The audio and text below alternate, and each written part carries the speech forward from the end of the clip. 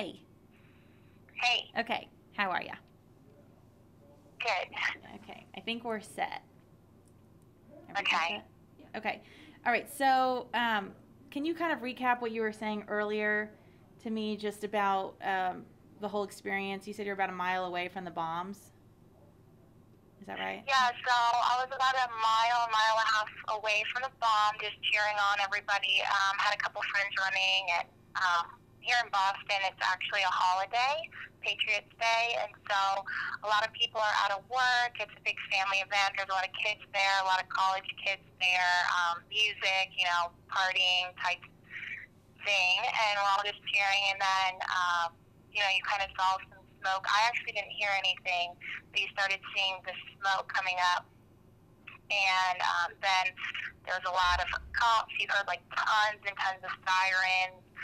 You saw, tons of emergency vehicles, and then all these cops were coming and clearing us out, saying that we needed to leave and that there had been an event. And it's just kind of like this one big scramble, just trying to figure out what was going on. And they had stopped all the runners, and the runners were kind of backed up. And yeah, that's pretty much what happened, I guess.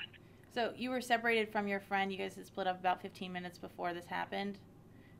Yeah, so about 15 minutes before, some of my friends were going down to meet some of their other friends at the finish line. I was actually in the middle of debating whether to go meet my friend at the finish line or wait and just meet up with her later. And so I was actually on the phone texting her, trying to figure out where to meet because I had a present for her. And a couple of my other friends went to a restaurant. And so after everything happened and the news spread, it was really surprising how fast the news spread.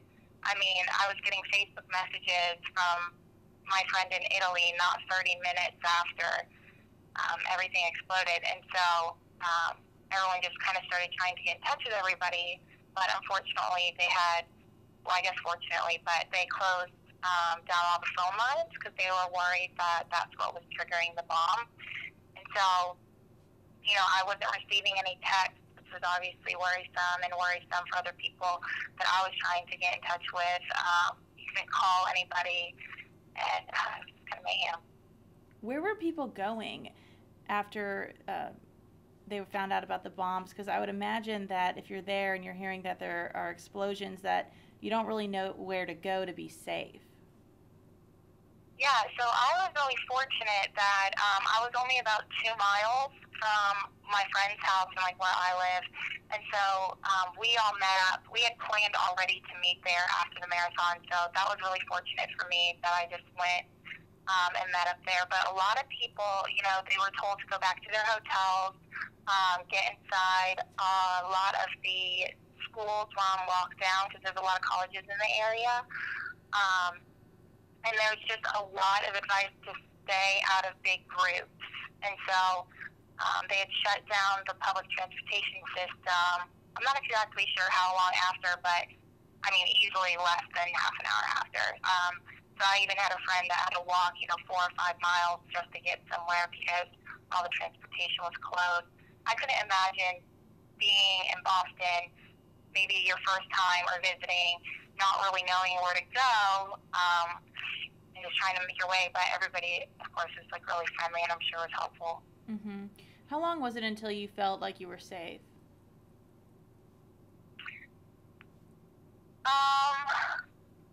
Probably like the next day. I remember even walking back from my friend's place to my place, which isn't that far, and just like really unnerved because at that time they were talking about finding all these bombs that hadn't gone off. Mm-hmm. And there was also the site of the JFK fire in the library, which, I mean, that's like 30, 40 minutes away from where we were. And so you really didn't know where any bomb was and what was going to go off. And so it was pretty unnerving, to be honest, just What were like walking some around. Mm-hmm. What were some of the things you were seeing as you were making your way back to that meeting point? Just tons of people, obviously walking around. Um, hugging people or like walking arm in arm. You had a lot of people going up to cops and just cops trying to direct people where to go. The traffic was insane. Like, Boston's already kind of crazy, but just cops kind of, you know, some people, they don't understand what's going on, or maybe they haven't heard and they're frustrated they can't get where they're going, and so there's a lot of tension, and some people, you know, crying or just exhausted marathoners trying to figure out what to do with those like blanket things that you have. That's kind of the scene. You had some people in restaurants, but it was, you know, within 30 minutes it got really sparse. A lot of people trying to get to where they're going. Mm-hmm. What's it like now in Boston? On the news, it looks like there's just a ton of support within the city and outside of the city, but what's that feel like now? You know, there's definitely a lot of support, especially for all of the firefighters and policemen and volunteers that were there at the event. You know, on the news I heard kind of, I guess, suggestions that there was a lapse in security, but here in Boston, no one thinks that at all. You know, I even actually made a comment during the marathon to one of my friends. I was like, wow, look at all this security. I can't believe there's so much. Like, I actually verbalized that, and I heard another friend of mine kind of make a similar comment, and you just can't control that many people, and I think they did a great job, and, you know, a lot of sentiments here that there would have been a lot more casualties if the emergency people didn't get there as fast as they did. I think a lot of people have respect for the way that the police officers and volunteers and firefighters handled the situation, and just, I think it's, a lot of people are just really mad and really upset that someone would do that to marathon, like the marathon, and such a big day in Boston. Yeah. What do you think the race will be like next year? Do you think you'd go if you were in town? Yeah, definitely. Actually, me and my friends are already talking about preparing to run the marathon next year as charity runners, and I've heard other people do that as kind of a remembrance, but also, like, this isn't going to stop the city of Boston and the people of Boston and even the people of the States. You know, this is, you can't scare us, and I've heard a lot of people say, you know, we're going to come next year, we're going to run in it this next year. Just kind of defiance almost, which is really awesome. Just not backing down. That's really great. Well, Brittany, is there anything else that we missed that you want to talk about?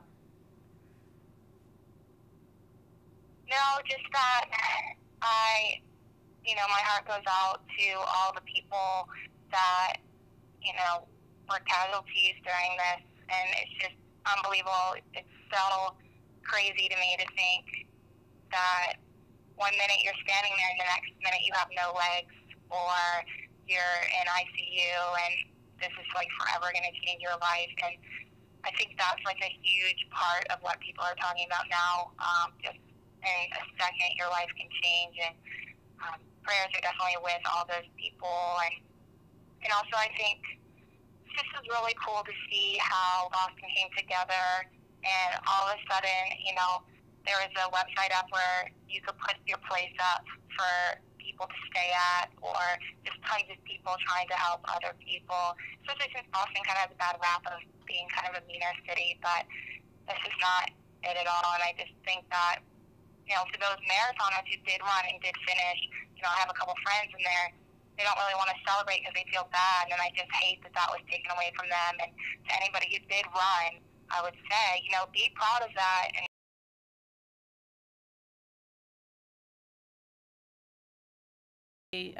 Other Lady Vol swimmer, Nicole Gross, who was hurt.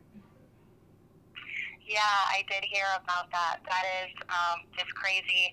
I reached out to their family, let them know that I was in town and that I had a car, and that if they needed anything, you know, it's just an added level that, you know, being a Lady Vol swimmer myself, and just having that lineage and that connection, and just knowing someone who's going through something so terrible is just, it's just awful.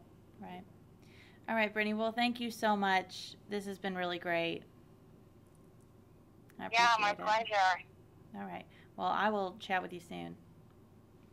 All right. Okay. Sounds good. All right. Thanks, B. Mm-hmm. Bye. Bye.